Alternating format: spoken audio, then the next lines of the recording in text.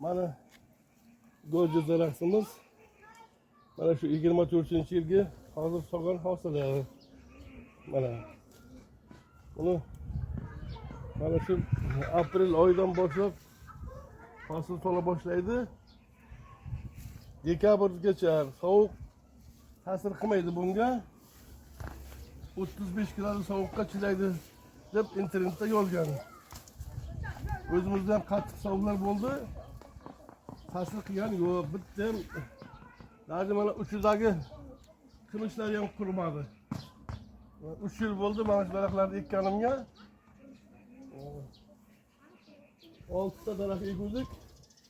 Bundan mana shuncha ko'paytirdik. Mana hosili.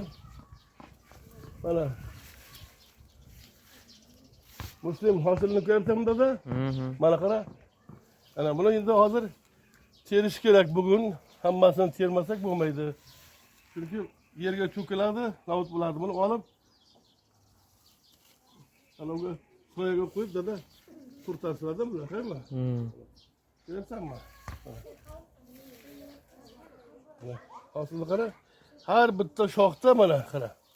Ana qara. Mingtalab mana uchlarida qara, uchlarni qara mana. Buni mana gulini qara, mana uchigacha mana. Ko'ryapsanmi? O'zim? Mana. Qara. Ana bular yana gullab, yana suya boshlabdi mana qara. Mana qolganlari ham terilgan mana. Terilmagan joyini olyapsan dada. Ana endi mana bunlardan qara. Mana bular soyada bo'lsa ham qara. Ana soyada bo'lsa ham qanday pishgan ko'ryapsanmi dada? Mana. Ko'ryapsanmi? Mana. Mana qarada. Buni bugun qanday bo'lmasin, kelib tugatishing kerak dada. Qara bu soyada qolib ketdi-da ana. Oho, buni qara, mana taklab qara buni. Dada ko'ryapsanmi?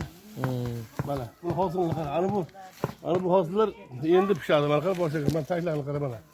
Ko'ryapsanmi? Buni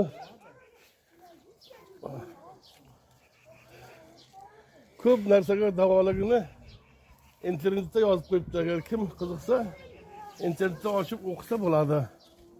Ko'rdingmi-da, ana shunday bobong ana shunaqa daraxtlarni, noyob daraxtlar keltirib o'stirib qo'yibdi.